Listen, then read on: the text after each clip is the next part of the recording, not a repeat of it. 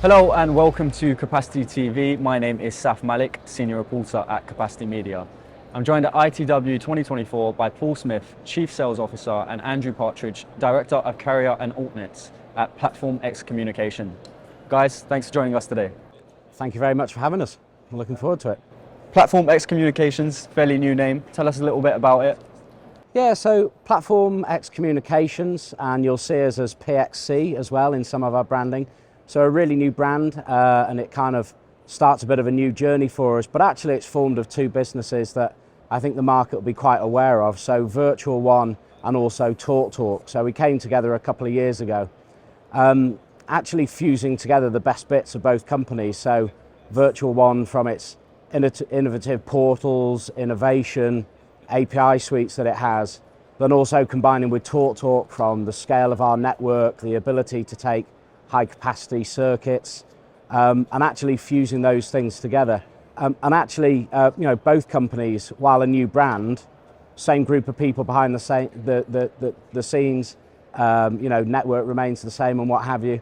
And actually, we're really looking to build on I think it's 20 years plus of partnering experience in this world. So yeah, it's a bit of a new journey for us, but we're very excited, really excited. Actually adds as well, you'll see us stepping away from the TalkTalk brand. So as part of the recent rebrand, we actually demerged our business direct arm and also our consumer arm.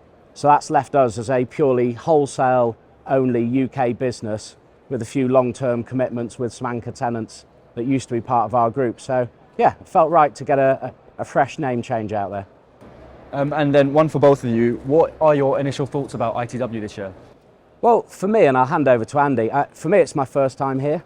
So I've done a lot of UK events over the years, and it's amazing to see the scale and the breadth and all the global carriers come together in one place.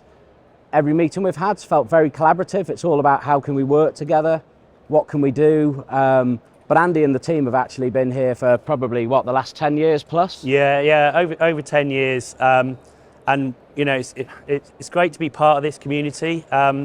We've built a lot of really strong and long-term relationships over the last 10 years, and you come to realise when you meet the people from customers that you've traded with for a considerable amount of time that you built up a great community and actually have a lot of friends here that you only get to see at these events. So we've had a really great time so far. It's great to hear. We love the feedback. And what exciting developments do you see in the carrier space? So I think there's a couple of themes I'm seeing across the board really in terms of the connectivity agenda. I see the tier one carriers are starting to align behind the Metro Ethernet Forum, the MEF sort of criteria for their networks. We're a MEF certified network, and that was really important for us that we make sure we retain that accreditation. We're also seeing, we're a business that's all about automation, and we're starting to see people really interested in building into that automation journey. So we have a full suite of APIs now, but we're also building to the MEF 3.0 standards, and we're looking to be launching our first of that API suite in summer this year. And that's a journey we're really excited to be going on. But then also, we're also starting to work with a number of sort of newer entrants into the market who are interested in internet-based services, and then they're running their own SD-WAN or SASE platforms over the top of that. So we're equally keen to align our internet services and offer those to those customers so that we can help them connect the UK to the rest of the world. And how does PXC differentiate itself in the UK space? Well, probably we'll both do some bits on this, I suppose, but for me, a couple of things. So really important, all the connectivity we provide in the UK is run off the back of a software-defined network. So actually our partners and their customers can scale up and down their bandwidth with about a 40-second real-time kind of change. So actually, if you're working in retail or environments where you need to crank up the capacity, then you can do that really quickly because of the network that we've built. So that's exciting. Another key part of our strategy is in the UK at the moment, there's a burst of alternative providers. Historically, it's predominantly been OpenReach, and then that market's kind of opened up. So we're working not just only with OpenReach, but a range of alternative network providers across the UK and kind of aggregating that footprint And that's really healthy, that's really exciting. It's seeing us get into new innovations and new bits of coverage that we perhaps haven't had in the past. And then the final thing I'll touch on, we've just done a really good agreement, wholesale agreement with Zoom. Zoom obviously sort of known around the world and very famous from kind of the ramp up in COVID times, but probably has maybe kind of struggled to get going in the UK because of the rich wholesale nature of the UK and how we sort of sell to end customers. But we're really, really excited about that. It's early days, we only launched it a couple of months ago, but already we're sort of seeing some really big end user contracts come in off the back of that partnership with Zoom. So those are probably the three things for me. But Andy? Yeah, I mean, I think the UK has been historically behind other countries in terms of full fibre to the premise, fibre to the home deployments, and that's been a challenge.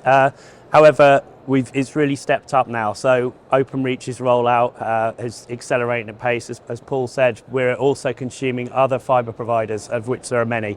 And we're looking then, so it's in the next couple of months, we'll be launching Ethernet services over the top of these new fibre services. So these will be lower cost Ethernet services over these GPON networks.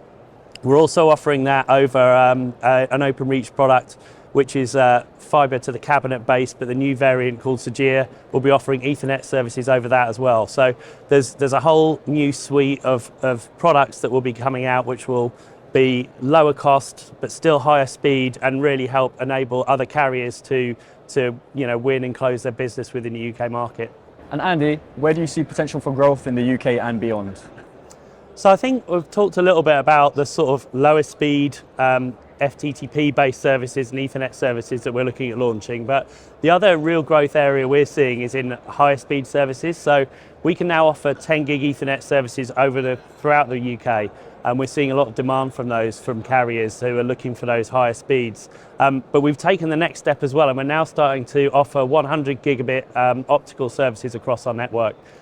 That is a real game changer for us, and has been great with some of the carriers who have suddenly seen demand into data centers, into other bigger sites where they need that type of connectivity. And I think that's going to really help kind of turbocharge the speeds that we can offer to businesses across the UK and across multinationals. Exciting times for PXC. Thank you for joining us today. Completely agree. Good to speak with you. Thanks, Saf. And thank you for watching Capacity TV.